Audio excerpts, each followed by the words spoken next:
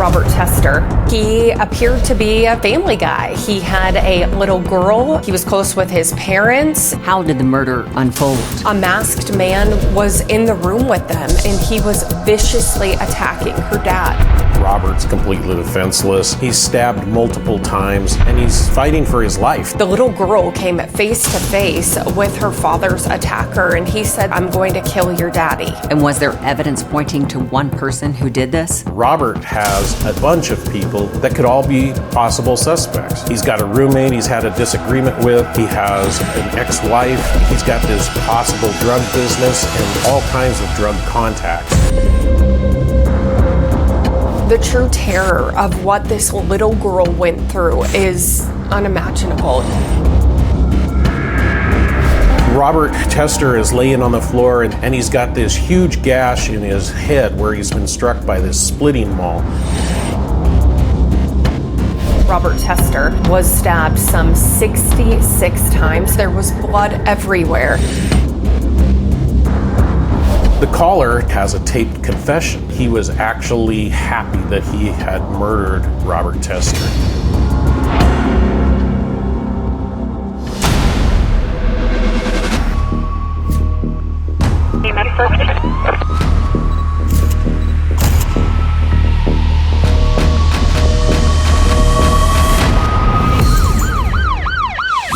Hi, I'm Nancy O'Dell. Today's Crime Expose takes us to Spokane, Washington. A father was viciously attacked and murdered in his own home, and his young daughter saw it all. But a chance confession cracked the case and caught the killer.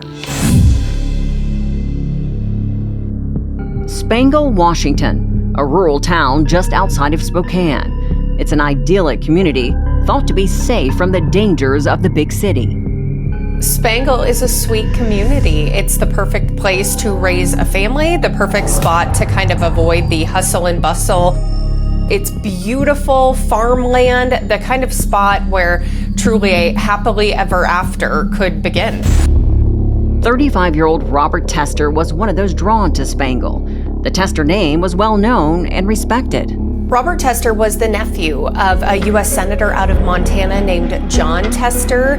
He appeared to be a family guy. He had a little girl. He was close with his parents, and he seemed to be living a good life. He had some connections to the marijuana industry over here in Washington. He had a couple of acres, a few dogs, a pretty nice house by all accounts. Robert Tester had been recently divorced, and he's sharing some custody with his ex-wife of their daughter. One autumn evening, the father and his 8-year-old daughter settled in for the night. They believed they were safe in their own home. Robert Tester and his young daughter had fallen asleep. She had crawled into bed with him, and she woke up to agonizing screams.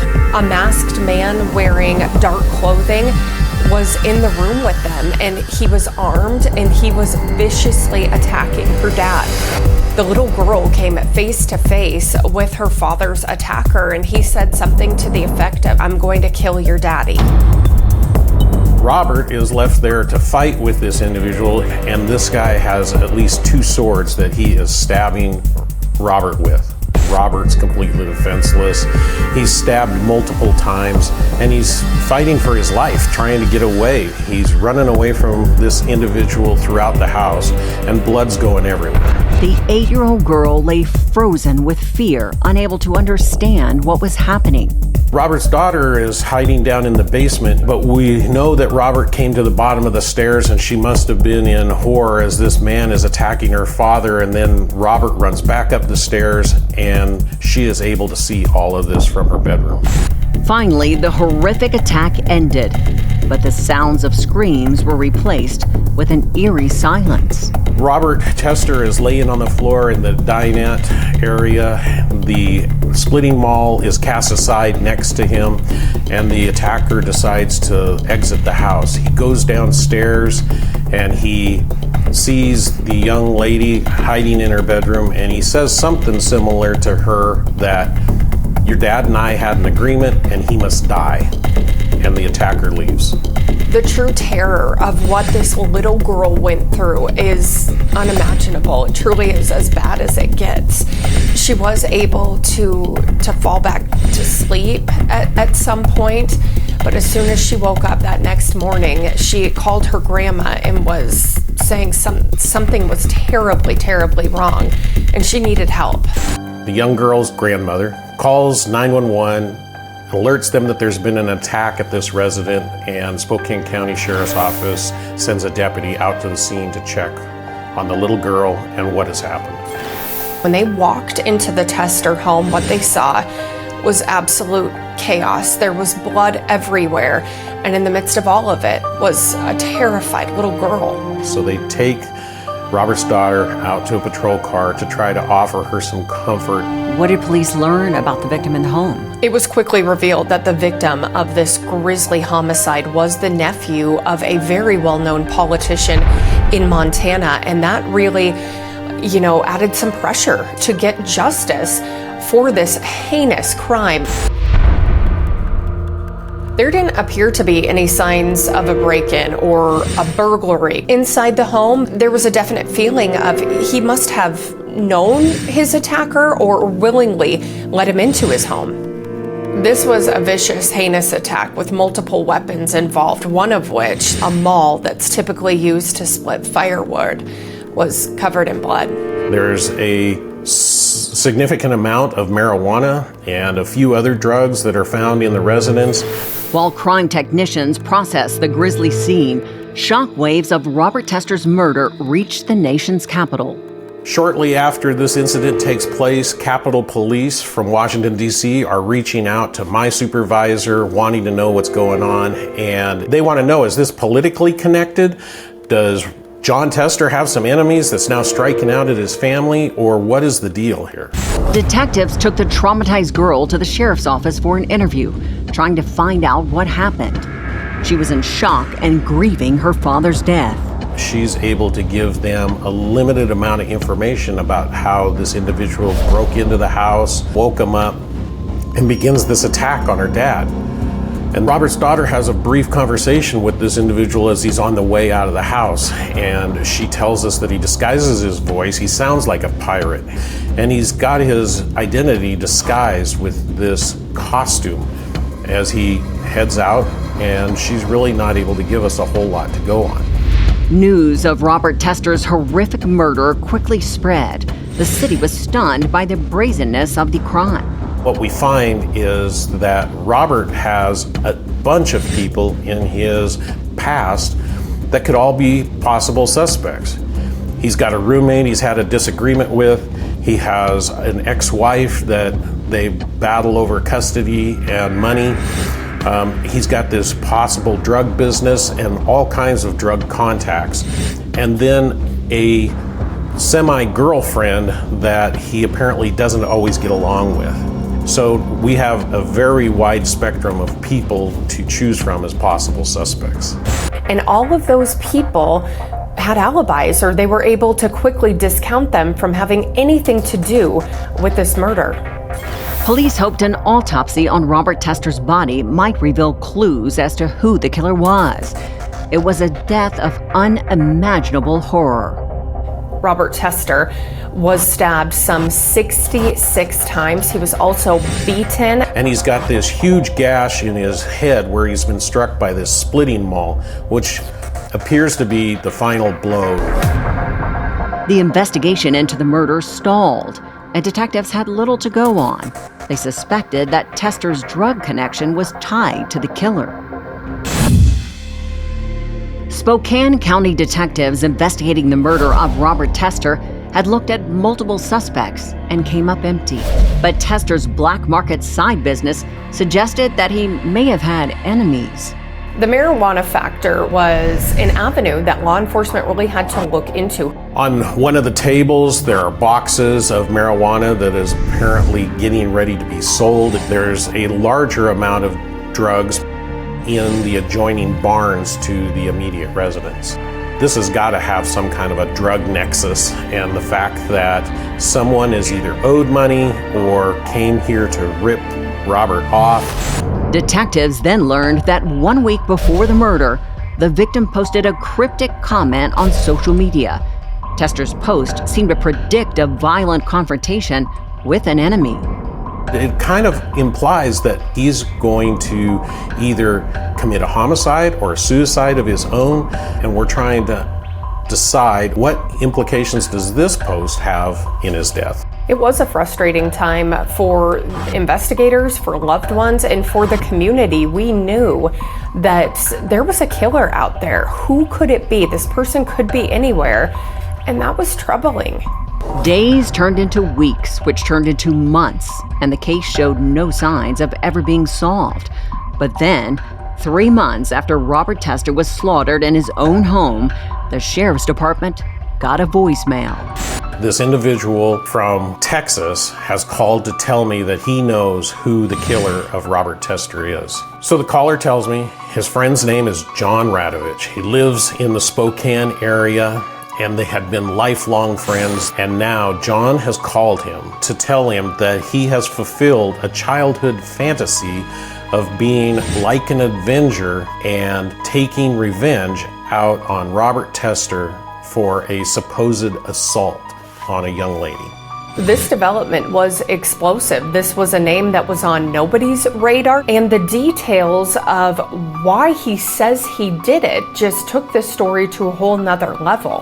The caller has a taped confession because the killer has called him, and it just so happens that his business line is recorded all the time. He makes this confession on the phone. He was actually happy that he had murdered Robert Tester. He didn't have any remorse, and he was almost bragging to his friend about how he had done this and why he had done it. In a rambling manifesto, John Radovich saw himself as an avenging angel on a mission to punish an offender. To the killer, this was a graphic novel brought to life. In the phone call, John Radovich, he admitted he committed this murder, but he said he only did it to protect a 17-year-old girl who Tester had apparently dated. And Radovich claimed he was abusive to this girl, and he wanted justice for her. He said that police were not helpful in getting justice for that girl, so he had to take justice into his own hands. So once I have the name John Radovich, the U.S. Marshals locate him in the Spokane Valley and take him into custody. He's in custody, he's sitting in an interview room, and he immediately tells me he wants an attorney. So our interview with John Radovich is effectively over. While Radovich cooled his heels in jail, detectives learned more about his motive and what sparked the violence. The young lady goes by the street name of Skittles. She's actually underage of 18. She is a street kid that is part-time living with Robert Tester. Radovich had told people Tester had given her a concussion. She ended up in the hospital. Radovich seemed to be unapologetic about this heinous murder and saying he would have done just about anything to get justice and to protect this 17-year-old girl.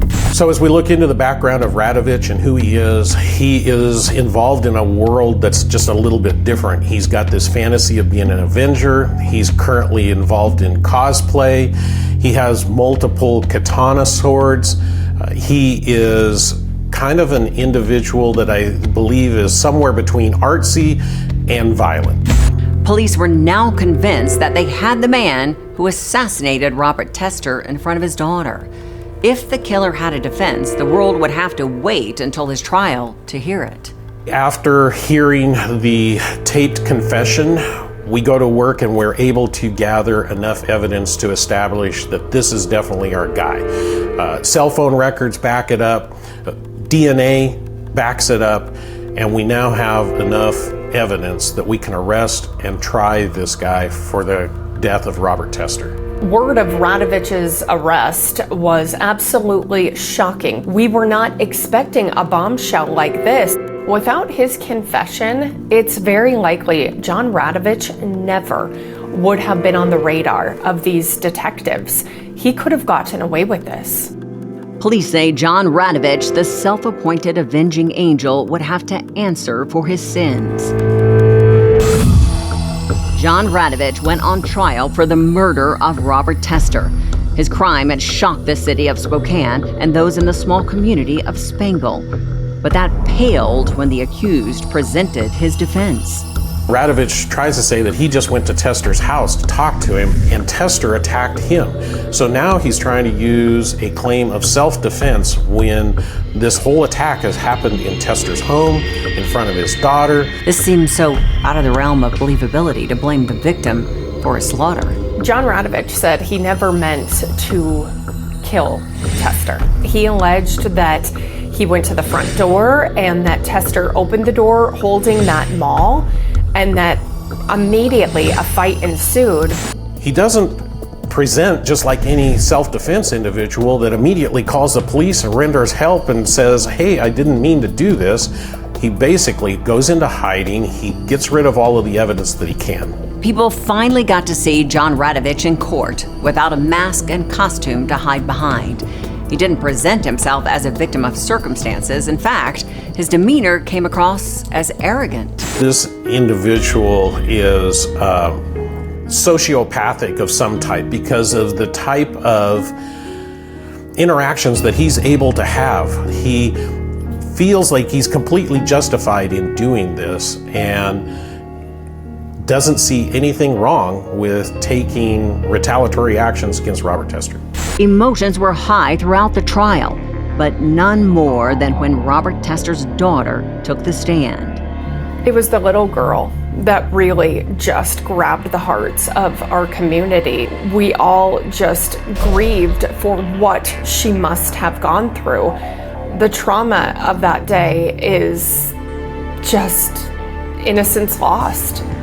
Radovich was sentenced to life without parole. As it stands, he will never get out. And the trauma of those left behind, they almost have a life sentence too, having to deal with this every day and the trauma that follows. Robert Tester's daughter was robbed of a father because of one man's vengeful fantasies. She has stayed out of the spotlight and has lived her life the best she can. And by all accounts, she has managed to thrive and honor her father, while John Radovich sits in a prison cell alone. And now it's time for today's Safety Spotlight. In the case of Robert Tester, a tip from someone to whom the perpetrator confessed played a crucial role in solving the case and delivering justice. Remarkably, studies indicate that over 37% of perpetrators confess their crimes to individuals outside of law enforcement, such as friends or acquaintances. If you have information regarding a crime, you can report it to your local police department. And if you fear retaliation, most local law enforcement agencies allow you to submit information anonymously online. You can also report tips by phone at 1-800-222-TIPS or crimestoppersusa.org. I'm Nancy O'Dell. For everyone here at Crime Exposé, please join us next time and stay safe.